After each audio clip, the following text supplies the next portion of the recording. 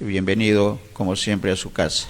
Nuevamente le agradezco la oportunidad que me brinda de reconectarme con mi amada patria y poder compartir algunas reflexiones en torno pues a este escenario internacional que estamos todos atalayando actualmente, ¿no? Uh-huh. Coméntenos previamente a la exposición. Hizo la exposición inicial en la universidad, en su alma mater de Suiza. Coméntenos esos detalles, Javier, para luego entrar a ya hablar sobre el conflicto y este anuncio que al parecer se están dando pasos, digamos, definidos para suspender la guerra. Bueno, así es. En principio, en el marco del Foro Reflexión Perú, capítulo Suiza, que es una sociedad académica que yo dirijo, hemos creado el taller de investigación de geopolítica, seguridad, defensa e inteligencia. Toda vez que yo manejaba un taller que era más ligado a la seguridad ciudadana y la justicia criminal, pero hemos decidido también, bueno, ampliar nuestro radio de acción y para esto he coordinado con colegas suizos de la Sociedad Suiza de Política Exterior y, claro, mi alma mater, el Instituto de Estudios Internacionales de la Universidad de Berna, para poder hacer ahí algún conversatorio. Y efectivamente el título de este flyer que usted ha presentado es el título de la conferencia que yo ofrecí, que era pues el conflicto de Ucrania, el síndrome postimperial de Rusia y terrorismo geopolítico, ¿no? Y esto ha dado lugar a que eh, haya sido invitado desde España para integrarme al comité científico del próximo Congreso Internacional que se va a llevar a cabo el día 26, 27 y 28 de abril en la ciudad de Madrid, en la sede de la Escuela del Ejército de la Tierra de España. Se va a llevar a cabo pues este sexto Congreso Internacional, Desafíos a la Seguridad Global, amenazas y conflictos en el nuevo orden mundial. Y en este Congreso Internacional pues se van a abordar 8 puntos. El más importante, desde luego, va a ser el conflicto de Ucrania, la OTAN y Rusia, cómo van las relaciones. Se va a ver la influencia de Rusia y China en América Latina, la expansión de China en África, el terrorismo en el norte de África y en la región del Sahel, análisis del terrorismo en América Latina, las influencias de los medios de comunicación social, eso les compete a ustedes, en la seguridad global, la inteligencia económica y aspectos de ciberseguridad y cibercrimen. En consecuencia, yo me siento sumamente honrado como peruano poder participar en este comité científico, en donde van a haber muchos diplomáticos, expertos pues, en política internacional y generales de la OTAN, para poder deliberar sobre todos estos temas relacionados pues a la seguridad global. Lo organiza el Instituto Internacional de Estudios en Seguridad Global, el INISEC. Entonces, bajo este primer preámbulo, yo estoy presentando pues 2 documentos de trabajo de los 4, bueno, en lo que concierne al tema de hoy día, que es el tema de la guerra de Rusia con Ucrania. Uno va a ser el conflicto de Ucrania, el síndrome postimperial de Rusia y terrorismo geopolítico. Este es un documento muy importante, toda vez que abarco pues, los trastornos y las dislocaciones geopolíticas de Rusia en el siglo XXI, los paradigmas de las relaciones internacionales en la crisis de Ucrania, cuáles son los enfoques defensivos y ofensivos que tiene la política de seguridad y política exterior de Rusia. Es importante ver pues todos los puntos de vista de una manera racional, neutral, en la radicalización de la política interior de Rusia y su influencia en la política exterior, cuáles son las fobias y los complejos de la generación más vieja en Rusia. Siempre hay que atisbar la historia, ver por el espejo retrovisor de la historia, porque la historia tiene moral, la historia lecciona y nos va a permitir pues comprender el presente y sobre todo proyectarnos para el futuro. También presentaré un análisis de las asimetrías económicas y la petrocracia en Rusia, que todo esto juega un papel fundamental. No es asunto de hablar exclusivamente de lo que está sucediendo en este momento, sino que hay que verlo en su real contexto y ver también la posición de la OTAN frente a este conflicto. Y yo, claro, también he presentado otro documento, el putinismo y el nacionalismo neoautoritario del Kremlin. Sí, efectivamente, Rusia es un país inmenso, gigante, muy poderoso, es una potencia nuclear, es un país muy complejo y es un país muy paradójico, como para que pueda pasar desapercibido o no se le pueda, pues, o se le pueda ignorar, ¿no? Es imposible. Y desde el año 2012, cuando Vladimir Putin vuelve al poder en su tercer periodo, que se debe prolongar, bueno, el tercer y cuarto periodo que debe finalizar en 2024, pues pude yo apreciar cómo este personaje controvertido a través pues de una maniobra gubernamental, un trueque partidario, un enroque político con el joven político Dmitry Medvedev, logra hacerse nuevamente el poder para posesionarse de manera omnisciente y omnipresente. Ya el año 2017, señor Néstor Becerra, el año 2017 en el Foro Económico Mundial de Davos, al que tuve la oportunidad de asistir, en ese entonces vicepresidente John Biden, hoy presidente de los Estados Unidos, ya denunciaba al mundo y arremetía contra Rusia, acusando pues de que el régimen de Putin utilizaba la energía como arma. Es muy importante, uno de los grandes desafíos globales del siglo XXI es la dependencia energética. También lo acusaba de realizar campañas de desinformación y de propaganda, ejercía violencia en otros países, sobre todo pues en el espacio postsoviético, los países satélites de la ex Unión Soviética, que sabemos estaba conformada por 51 estados. Intervenía también, decía John Biden, en los procesos democráticos internos de los países. Verbigracia, tenemos el caso de Estados Unidos, aunque no se llegó a aprobar, pero quedó siempre la denuncia, y también que este régimen de Rusia bajo la égida de Putin pues estaba marcado por una corrupción rampante y una criminalidad. Entonces, vea usted, este es el prolegómeno. Yo quisiera empezar con dos comentarios para poder conversar y absolver todas las preguntas de usted o del público y conversar, intercambiar ideas, porque no soy depositario de la verdad. Quisiera ver cuál es el contexto internacional, geopolítico en el cual se da esta guerra para entender. Pero ustedes saben que después de la guerra fría hubo un solo hegemón del mundo, había un orden internacional unipolar que era los Estados Unidos, que tuvo pues una presencia hegemónica, militar, omnisciente, omnipresente en todo el mundo. Se decía que Estados Unidos era el gendarme del universo. Muchos ya se adelantaron a hablar del fin de la historia, toda vez que ya íbamos a encontrar la paz mundial, cosa que no ha sido así.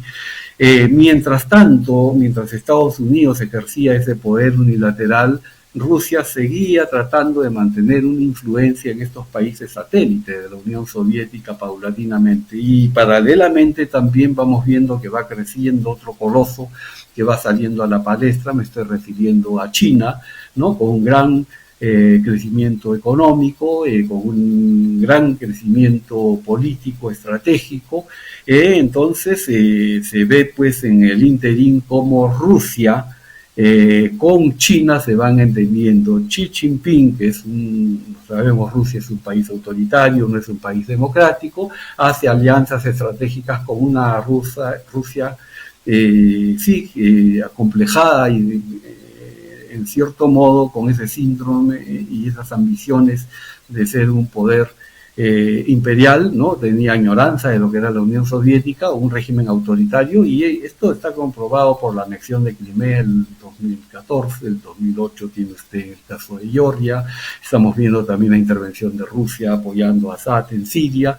En consecuencia, pues, este es el escenario. Ya en el año 2018, el secretario general de las Naciones Unidas, Antonio Guterres, manifiesta de que opone en la conferencia más importante de seguridad que se lleva a cabo en Múnich, en Alemania, manifiesta ya fehacientemente que estamos en un estado de alerta roja en el mundo, toda vez de que ya habían tensiones o habían desavenencias o desencuentros entre la Rusia de Putin y la OTAN, ¿no? Entonces, esto ya se venía, pues, venir, ¿no? Se venía ver todo el proceso, cómo iba germinando esta violencia, ¿no? Y es así, pues, como, se va a presentar el panorama. Y paralelamente a esto, se forja el año de 2015 la Unión Económica Euroasiática. La Unión Económica Euroasiática está conformada por Kazajistán, Bielorrusia, Rusia, Kirguistán y Uzbekistán, aunque este país ya se ha retirado, y por otro lado China empieza con ese megaproyecto geoeconómico, ese proyecto comercial que es la Ruta de Seda, que es una estrategia económica de China, que le ha dado muchos resultados y que va a abarcar a muchos países de 3 continentes, ¿no? Entonces vean ustedes que paralelamente a todo esto, mientras Estados Unidos ejercía el poder unilateral, se va a llevar a cabo todos estos procesos, y la idea de Putin era, pues, fusionar, ¿no?, la Unión Económica Euroasiática y a los países de la Ruta de Seda para, dentro del marco de una gran sociedad euroasiática, formar, pues, la gran Euroasia, que debe estar conformado por 60 países y que sirvan de contrapeso a la hegemonía de Estados Unidos y de Occidente. Entonces vea usted que en el escenario internacional tanto Pekín como Moscú están confabulando en una alianza estratégica para crear un nuevo orden internacional de carácter multipolar. No aceptan ellos el dominio unipolar de los Estados Unidos y de Occidente en general. Entonces se ha dado lugar a una polarización del mundo a tal punto que podemos estar al borde de una tercera guerra fría, aunque no se dan los estándares, pero sí vamos viendo en ciernes, pues, una nueva estructura mundial multipolar.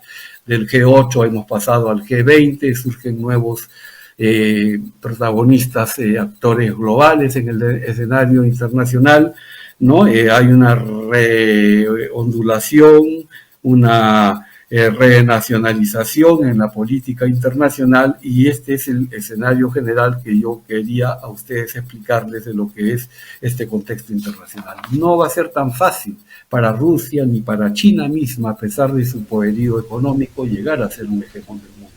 Recuerdo haber en el foro peruano de Relaciones Internacionales haber discrepado con el ex canciller del Perú, me parece que ahora está en Estados Unidos, Rodríguez Cuadros, que él veía y avisoraba a China como el nuevo hegemón del mundo, pero en las teorías de hegemonía internacional se requieren otras cosas. Hoy en día se habla del poder duro y el poder blando, y el poder duro sí quizás lo tiene China, ¿no? Cuando hablamos del poder duro estamos hablando de la economía, el poder económico y el poder militar. Pero hay otros poderes que son muy importantes para ser un hegemón del mundo, que es el poder blando, que es lo social y lo cultural, y ahí entra la democracia, los derechos humanos, las libertades fundamentales y cosas por el estilo. Hoy en día, para ser un hegemón del mundo se requiere, pues, se habla del poder inteligente, de smart power, que es tener los 4 dominios: el económico, el militar, el social y el cultural. Pero bueno, este es un aspecto un poco doctrinario, y un aspecto que sí me parece importante, el segundo punto, y le doy la palabra para iniciar el diálogo, es el anclaje de la sociedad rusa en la actual generación P. Rusia vive en la era de las 3 P, el postcomunismo, la cultura pop y la P de Putin. Son las 3 P y hay que entender esto, ¿no? Sí, Rusia es una sociedad contradictoria que está aferrada, pues, a su pasado zarista, a su pasado soviético, pero curiosamente es ambivalente, ambigua, porque quiere anexar también ciertos elementos de la modernidad, ciertos elementos de Occidente, ¿no? Sí, la era de la generación del postcomunismo es gente, pues, que nació en la generación de la guerra, son adultos mayores, ¿no?, que conservan esos valores tradicionales de Rusia, son la guardia vieja, como le llaman. La generación postcomunista, pues, se dice que ve la sociedad, la cultura y la política desde la perspectiva de los ideales tradicionales, ¿no? Buscan ellos, añoran nuevamente ese pasado zarista, buscan a un nuevo hombre en Rusia, ¿no? A una persona, pues, que reencarne todos esos valores del pasado soviético, ¿no? Aspiran a una sociedad sin dinero, se quedaron atrapados en el tiempo, a cada uno según su necesidad, las teorías marxistas-leninistas, y conciben, pues, el trabajo que debe estar, pues, al servicio de la patria y al servicio, pues, del partido. Sin embargo, tenemos una P que es de la cultura pop, ¿no? Que a su vez Rusia está fascinada, sobre todo las generaciones nuevas, por estos nuevos logros que ha logrado, pues, Occidente, una generación que sucumbe ante los autos nuevos, sucumbe ante el internet, ante las nuevas tecnologías, ante los aparatos electrodomésticos, ante la cultura de Hollywood, la cultura popular, ¿no? De las películas porno que antes estaban prohibidas en la Unión Soviética, las revistas Playboy, etcétera. Y luego tenemos la tercera P, que es la P de Putin, ¿no? Sí, Rusia, pues, ha vivido el horror de la guerra, ha vivido el horror de la época de Stalin, lo que era la Unión Soviética, y el pueblo ruso hoy en día, pues, lamentablemente los cambios que se dieron en la perestroika, que lo conversaremos más adelante, no dieron los resultados adecuados y ellos estaban muy preocupados porque querían alimentar a sus hijos, llegar a tener su sueldo y salario. Recordemos que en el año 85, en la era de Gorbachev, pues no se podían pagar los salarios a la población rusa, los sueldos. Yo recuerdo haber estado en Moscú el año 90 y un policía ganaba 9 euros al mes. Bueno, era una situación, y ellos, pues, tenían ese temor, no tienen acceso a la salud, no tienen, pues, una seguridad social, y ellos anhelaban siempre ese estado proteccionista, ¿no? Que tenían en la Unión Soviética, que tenían lo mínimo, y es en ese interín que surge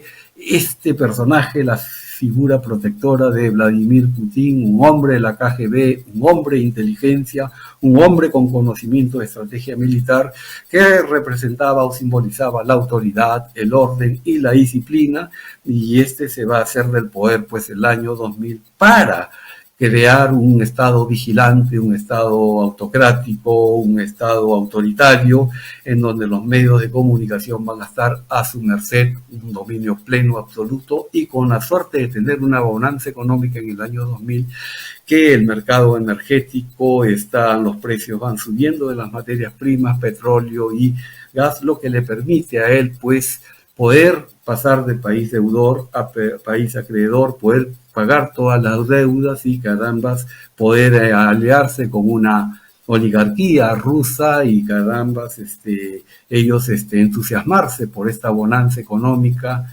esta sobreabundancia de petrodólares que habían ingresado, y aventurarse, pues, a estas acciones internacionales, ¿no? Hegemónicas, de querer dominar otros países, y es allí donde surge, pues, el anhelo de anexar, pues, Georgia, anexar Crimea, anexar Moldovia, anexar Ucrania, o querer extender sus tentáculos en el escenario internacional. Bajo esta primera comentario, le cedo a usted el derecho de palabra para poder seguir dialogando, don Néstor. Excelente, Javier, porque muchas preguntas han sido respuestas en esta exposición. Sin embargo, quedan algunas preguntas, porque el escenario geopolítico lo ha fijado muy bien, Javier, muy bien precisado con el tema de no solamente este es un conflicto de invasión rusa a Ucrania, sino tiene un impacto en países aparentemente lejanos, pero no tanto, como China y como Estados Unidos. Una primera lectura, pero la pregunta puntual que seguramente se están formulando también nuestros televidentes es ¿por qué dentro de este síndrome postimperial de Rusia, de querer nuevamente agruparse en torno a lo que fue en su momento y que le fue muy mal en los temas sociales y económicos. ¿Por qué Ucrania? ¿Cómo va a quedar Ucrania luego de este proceso en que parece que se va a solucionar? Tiene las características de acuerdo a la información reciente, pero la opinión y el experto es usted, don Javier. ¿Cuál es la realidad? ¿Por qué fue Ucrania? ¿Por qué es Ucrania? ¿Y qué le va a costar a Ucrania recuperarse de estos días de conflicto en la que la situación no solamente es bélica y muerte, sino también el componente económico? ¿Cómo ve la situación el experto? Yo pienso, y es una opinión personal, y quizás yo tengo más neutralidad e imparcialidad para opinar, porque cuando converso con ciudadanos europeos, especialmente ciudadanos suizos, veo que ellos están más sensibilizados con la Guerra Fría que, digamos, yo, que soy peruano y aún así he sido oficial de la policía, hemos vivido el terrorismo con el partido comunista, marxista, leninista, maoísta, Sendero Luminoso. Pero sí, en el caso de Ucrania, creo que la Unión Europea cometió un error, ¿no? En principio, en el año de 1994 se suscribe el Acta de Budapest, en donde Estados Unidos se compromete a defender a Ucrania de cualquier ataque eventualmente pues de Rusia, con la condición de que ellos se deshicieran de todo su material nuclear, ¿no?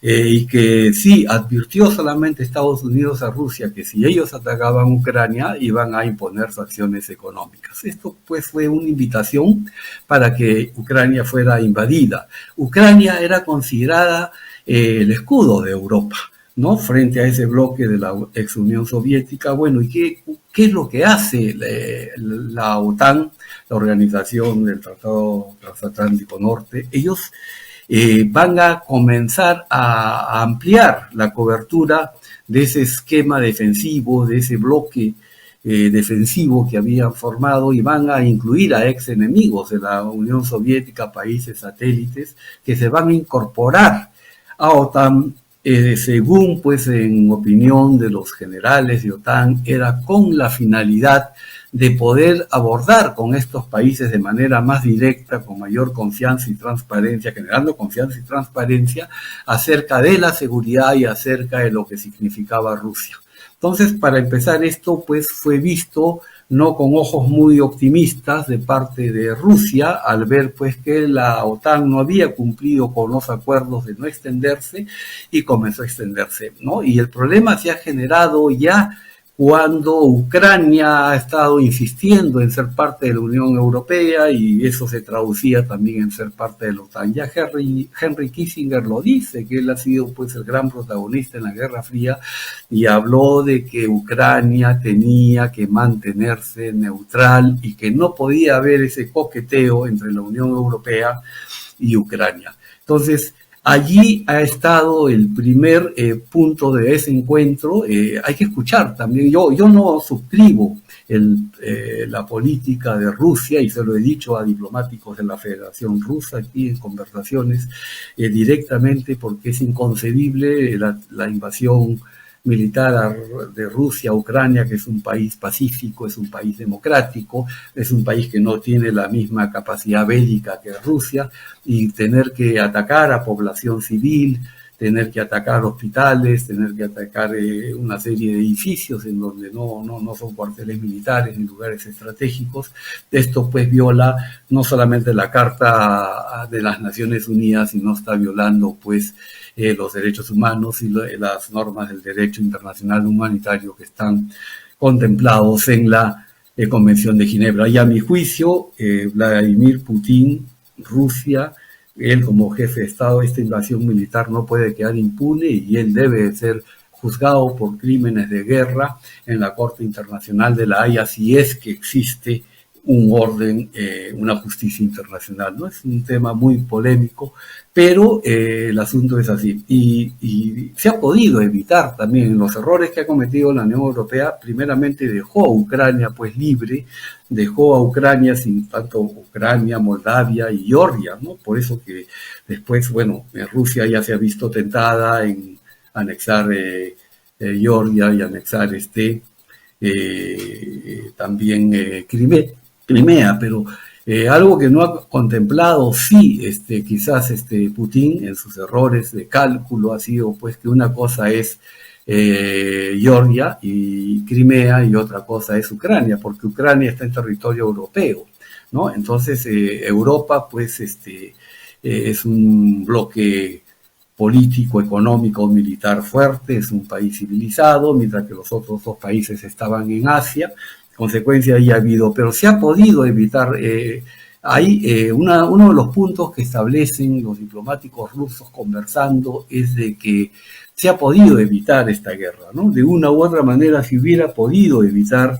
Ese es el enfoque defensivo que ellos tienen. En principio, Estados Unidos no ha debido intervenir pues en Siria, por ejemplo. La OTAN apoyó a los opositores del gobierno de Saddam, y Sadat va a acudir a Rusia para pedir ayuda para poder estabilizar. Como quiera que el señor Putin pues quiere arremeter contra ese orden unipolar de Occidente, quiere él pues desestabilizar, ¿no?, cualquier acción de la OTAN, y es que ha apoyado, tan igual que China, que propugnan un orden internacional multipolar porque quieren un balance del poder, han apoyado a Siria y ha logrado el señor Saddam quedarse porque la ayuda militar de Rusia pues ha sido efectiva, pero también ha intervenido en la guerra de Kosovo, en la guerra de Irán. O sea, ha trabajado pues la OTAN, ha intervenido militarmente en otras regiones, y quizás eso también hace ver a Rusia que se siente amenazada por esta expansión, este expansionismo de la OTAN que ha sido contraproducente. Yo creo que la OTAN y la Unión Europea han debido ser pues muy claros y categóricos en decir que no se va a anexar Ucrania. Claro que lo han dicho, pero del dicho al hecho en política hay mucho trecho. Entonces esto ha generado pues este punto de tensión, este punto de conflicto que ya en 2018 se había visto, pero ha sido, a mi juicio, también hay errores de OTAN de haber querido expandir en el espacio postsoviético. Yo entiendo, son países independientes, son países libres, países que quieren acercarse a Europa porque Europa es una zona de prosperidad y tiene un polo de atracción para que cualquier país quiera estar en la égida de Europa y protegido sobre todo de esa potencia nuclear que es Rusia, ¿no? Pero se ha debido manejar mejor políticamente. No han habido diplomáticos sagaces, capaces y expertos militares, porque hay que entender esto, y esa es una de las grandes deficiencias que tienen los diplomáticos, que no conocen la ciencia militar. Y esto es lo que ha originado, digamos, esa crispación, esa tensión, ¿no? Correcto. Y en ese escenario, Javier, y a la distancia desde Lima, ¿cómo queda ya a nivel de personas, de individualidades? Evidentemente el presidente Putin está, digamos, desgastado, va a terminar desgastado en su imagen, en la interna del pueblo ruso con esta intervención.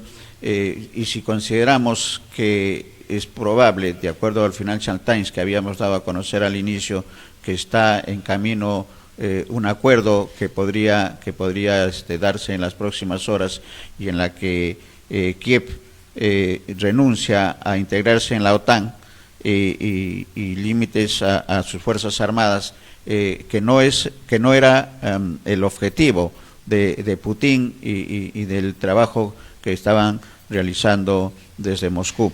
¿Cómo queda la imagen del presidente Putin en este escenario, cualquiera sea la solución inmediata?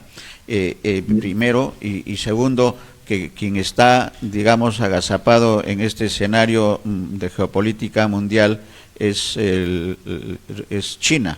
Es China que va a avanzar definitivamente en su posicionamiento en el mundo. ¿Cómo ve esta situación de Putin, que parece que también los jóvenes, y es la segunda parte del comentario que pediría Javier, los jóvenes de Ucrania y los jóvenes de Rusia tienen otra visión totalmente diferente, y eso coincide con este síndrome postimperial de Rusia, que es la tesis de la exposición que se hizo en la Universidad de Berna? ¿Cómo están estas dos lecturas que estamos exponiendo y que necesitamos el comentario del experto, Javier? Yo considero que el fin de la era Putin, está ya a puertas. En sí ha fracasado porque ha tenido un rechazo mundial. En este momento se ha atacado al rublo. Rusia va a tener grandes problemas. En este momento estamos viviendo una tragedia humanitaria por el éxodo de todas las personas ucranianas, en especial muchas mujeres, muchos niños, y esto va a traer consigo ya Suiza. Ha colapsado todos sus centros de refugiados, de asilados, de hospitales para poder atender a esta población, pero esto es algo generalizado en toda Europa y yo creo que en todo el mundo.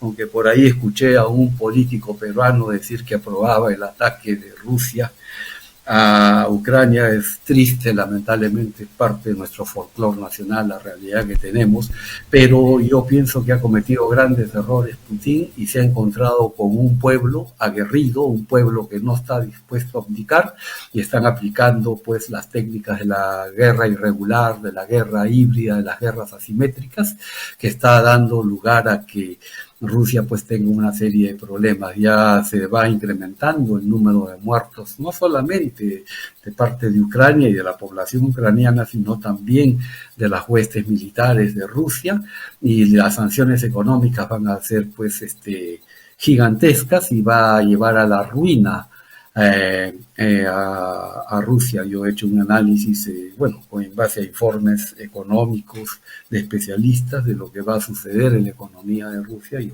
él se ha quedado solo, ¿no?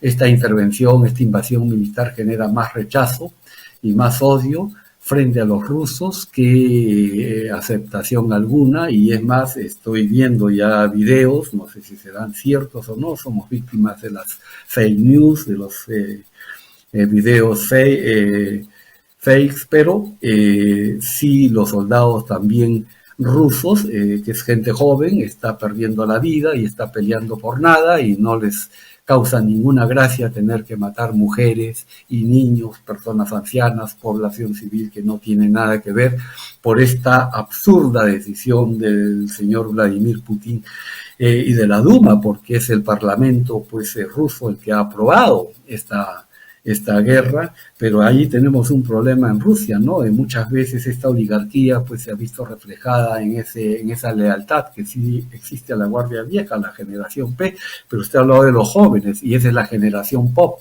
es una generación que no recuerda la existencia de la Unión Soviética, son los abuelos que se los han contado a ellos como algo pues exótico, algo del pasado. Sin embargo, es gente que ha tomado conocimiento de todo lo que sucedió en la Unión Soviética a través del Internet, a través de las nuevas tecnologías, y es una generación más abierta, una generación más comprensiva con lo foráneo, más comprensiva con las minorías sexuales, con la cultura de otros países, ¿no? Y que son más renuentes a esa retórica antioccidente, esa retórica amigo-enemigo, que es la que ha impuesto Vladimir Putin en su complejo de inferioridad, de querer recuperar el poder que tuvo en la época de la Guerra Fría la Unión de Repúblicas Socialistas Soviéticas, que lo tuvo, pero pues eso, lo que él ha hecho son victorias pírricas que no le han dado pues ningún dividendo, y es una persona que siempre ha amenazado, ha chantajeado, y allí viene el nombre terrorismo geopolítico, que como es una potencia nuclear es mejor llevarse bien con Rusia, porque si no se la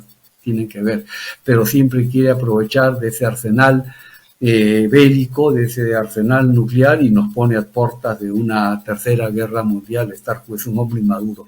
Yo siempre considero una persona que está 20 años en el poder, ya ese tipo no es normal, ese tipo ya se endiosó, ese tipo quiere buscar la gloria, ya es excéntrico, es extravagante, tiene fantasías imperiales y no vive la realidad. El mundo ya ha cambiado, hoy en día pues hay otras corrientes, hay otros desafíos, ¿no? Tenemos la crisis sanitaria, el cambio climático, tenemos por las pandemias que están pues por doquier. O sea, tenemos que solucionar la extrema pobreza, las desigualdades, la migración, pero esto va a generar más migración, va a traer consigo muchos problemas sociales con estas personas de Ucrania, y estoy seguro que de Rusia también van a buscar salir. Los rusos son muy competentes, tienen un alto nivel. Lamentablemente Rusia lo único que ha invertido es en ciencia y tecnología, pero ha dejado de lado la libertad, la democracia, y ese es a los ciudadanos, este es un pasivo que tiene pues la Unión Soviética, y el complejo de inferioridad de Rusia puede venir que no ha progresado como lo ha hecho China. China es un país que es una potencia mundial y amenaza y está jugando sus fichas, y muchos países satélites del espacio postsoviético también han alcanzado un mejor desarrollo tanto político como económico en sus países que en Rusia. En Rusia no funciona el mercado, no hay partidos políticos, hay un verticalismo, ¿no? Usted no puede, estoy viviéndolo yo en la televisión europea, si sale una mujer con un cartel que dice no a la guerra, viene la policía y se la lleva y la meten 4 o 5 años a la cárcel solamente, o sea, y no están de acuerdo porque está muriendo gente inocente. Yo lo lamento, el señor Putin va a tener que rendir cuentas a la justicia, y si no es a la justicia pues internacional, será la justicia divina, y cada uno sabe por dónde va su conciencia. Y aquí quizás sí quiero dar hacer una acotación respecto a que el caudillo político lamentablemente no ha desaparecido en Rusia. Se habla del homo soviéticos, es una palabra que la sacó un intelectual ruso en el año de 1976, y que describe al Homo soviéticos, ¿no? El Homo soviéticos es la persona carente de iniciativa propia, para él todo es colectivo. El Homo soviéticos es carente del interés para trabajar. Si usted se va a un país de la Europa del Este, como me ha pasado a mí, va a ver la diferencia cultural entre la Europa occidental y la Europa oriental, pero es abismal. No hay interés por trabajar. 11 de la mañana y está cerrado todo, no lo atienden bien, uno quiere comprar un libro y ni siquiera, es decir, porque sabe que ha mutilado ese sistema, el deseo de superación, la autonomía, la soberanía individual del tipo. Cuando una persona tiene su sueldo, haga lo que haga, no le interesa. Y es un tipo también que no tiene responsabilidad ni capacidad crítica. Ese es el homo soviético y ese es el problema de Rusia. Los rusos son muy alegres, ¿no? Lo que más tiene usted en Rusia son los circos. Yo me he deleitado en San Petersburgo, en Moscú, de los circos rusos, la amabilidad de la gente de Rusia, ¿no? Gente muy alegre, muy hospitalaria, del pueblo ruso, ¿no? Pero sin embargo, caramba, va usted a visitar el mausoleo de Lenin y se encuentra pues con estos cosacos rusos que están que le llaman la atención por cualquier cosa y no respetan al civil, al turista, y se ve que es un régimen, pues se ve la huella pues de la dictadura del proletariado y del estalinismo, ¿no? Es un proceso, lamentablemente Rusia está muy atrasada con relación a los países occidentales, las auténticas democracias, y allí tiene un problema Rusia. Yo creo que es necesario pues en Rusia desterrar la corrupción, hay que desterrar ese estado policiaco, hay que desterrar esas capas sociales parasitarias, ¿no? Se necesitan ideas, se necesitan nuevas iniciativas, se necesitan hombres libres y con buena formación, ¿no? Se necesita modernización para poder cambiar esta Rusia, y ya el señor Putin debe dar un paso al costado porque ha fracasado, ha debilitado la posición de Rusia y le va a costar con estas sanciones económicas poder recuperar su nivel económico, que dicho sea de paso no era muy bueno. La economía rusa era muy frágil, era muy endeble, y hoy en día pues hay una animadversión a ese sentimiento, a todo el pensamiento ruso, ¿no? Son fenómenos naturales. Correcto. Necesidad de cambios, ¿no? Y los grandes actores de los cambios, como siempre en la humanidad, son los jóvenes. Excelente la exposición, gracias en nombre de nuestros televidentes, Javier. Va a quedar en agenda, pero le pediría un adelanto de las actividades que va a cumplir en Lima, porque tiene varias actividades y esperemos que en algún momento podamos hacer un especial en los próximos, antes del viaje, que entendemos es ya muy cerca, en pocos días. Si nos puede dar un adelanto de las actividades que va a cumplir en Lima, y además de la exposición que nos está señalando en España, que también está en el tema inmediato, Javier. Sí, así es. Bueno, en principio estoy luchando con el Perú para armar la agenda. Es muy difícil. Lamentablemente los peruanos viven el día a día, no tienen planeamiento. Yo tengo mi agenda hasta el 2023 acá en Europa, sin embargo en 5 semanas estoy en el Perú y hasta fines de mayo no tengo la agenda completa. Sin embargo, sí ya tengo varias conferencias que están agendadas, se ha cerrado fecha. Bueno, empiezo con el Instituto Kenne, que es el Instituto de Estudios Ambientales y Forestales, que yo soy miembro honorario de esta institución que es financiada por Alemania, y van a hacer una cena de gala donde voy a presentar el libro, ¿no? Y va a ser una conferencia de criminología ecoglobal en el siglo XXI, temas. Luego tengo el Colegio de Periodistas o el Club de Periodistas del Perú, me parece que dirige el señor Néstor Iqueda, que voy a dictar sobre el rol de los medios de comunicación social en la seguridad ciudadana. Y bueno, tengo presentaciones en ESAM, presentaciones en la Legión de Honor de la Benemérita Guardia Civil del Perú, en la Escuela Superior de Guerra del Ejército, de la Escuela Superior de Guerra Aérea, la Dirección Nacional de Inteligencia, la Escuela Nacional de Inteligencia. Le puedo hacer llegar a su correo o a su WhatsApp el programa cuando lo tenga armado, porque estoy en plena planificación y viendo también qué lugares voy a visitar. Estoy esperando algunas confirmaciones, pero sí va a ser la agenda intensa en gobiernos locales. Voy a dictar conferencias, estoy con la Municipalidad Metropolitana de Lima en las 5 mancomunidades para darles a ellos una visión de la seguridad ciudadana, las políticas y estrategias de seguridad ciudadana en el siglo XXI, y dárselo pues a los serenos, a los vigilantes, a estas personas que necesitan, que es un segmento social muy importante de la seguridad, en la Policía Nacional del Perú, desde luego. Lo voy a invitar para la presentación oficial del libro el 11 de mayo. Bueno, es una agenda académica, es una agenda en donde no voy con un presupuesto político o voy con un planteamiento. Sencillamente lo que quiero es contribuir con mi país, con esta obra que voy a presentar, que abarca pues todos los temas ligados a la seguridad global, la seguridad ciudadana, la seguridad ambiental, la ciberseguridad, el terrorismo, el narcotráfico, los delitos contra el patrimonio cultural o la corrupción como amenaza para la gobernabilidad en el Estado de Derecho moderno, la modernización de los cuerpos de seguridad y policía en el mundo, la policía de proximidad ciudadana. Bueno, esta es una compilación de un trabajo de 30 años, tengo más de 600 páginas y bueno, es muy extenso, pero sí quiero poner esta obra a disposición y sí quiero aprovechar en agradecer siempre a la señora María Julia Visalop Castellón, que es gerente general de Swiss Perú, que es la institución que está financiando la edición de este libro, ¿no? Tengo el gran apoyo de ella y ella también dirige el Foro Reflexión Perú Capítulo Nacional, y también vamos a hacer actividades con ellos y bueno, ahí estamos al servicio del país. No tiene sentido la vida si uno no da algo y hay que compartir el conocimiento, hay que compartir el know-how para que los que quieran lo puedan aprovechar y estoy dando muchas conferencias, casi la mayoría son ad honorem.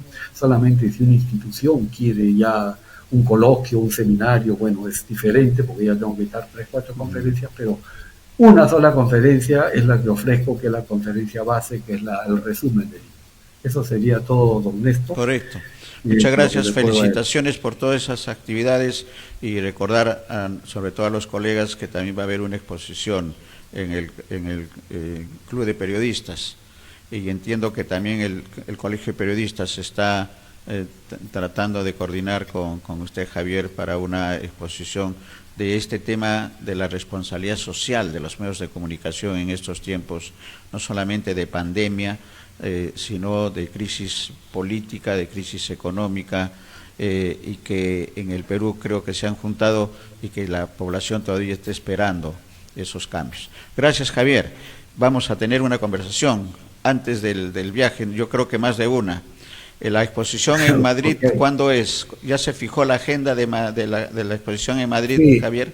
es el 26, 27 y 28 de abril. Yo Correcto. estoy llegando a Lima el 25, vale decir que voy a participar online y Ajá, tengo que hacer sí, porque es híbrida la actividad. Lamentablemente correcto. no puedo estar en dos sitios, ya tenía la agenda, pero sí he eliminado actividades para estar de 10 de la mañana a 13:30 conectado con Madrid y tengo que estar porque tengo que hacer las Correcto, conclusiones sí, no es o importante el colegas tiempo. y también voy a exponer, entonces hay es un trabajo intenso, pero que bueno, para mí esto es un manjar, es una delicia y lo hago con Y, gusto y y cargar me va a servir baterías, también y para cargar remitir baterías estos en temas. Lima, cargar baterías Así en es, Lima y seguramente en Arequipa también. Muy bien, vamos a así estar en es. comunicación. Muchas gracias por esta oportunidad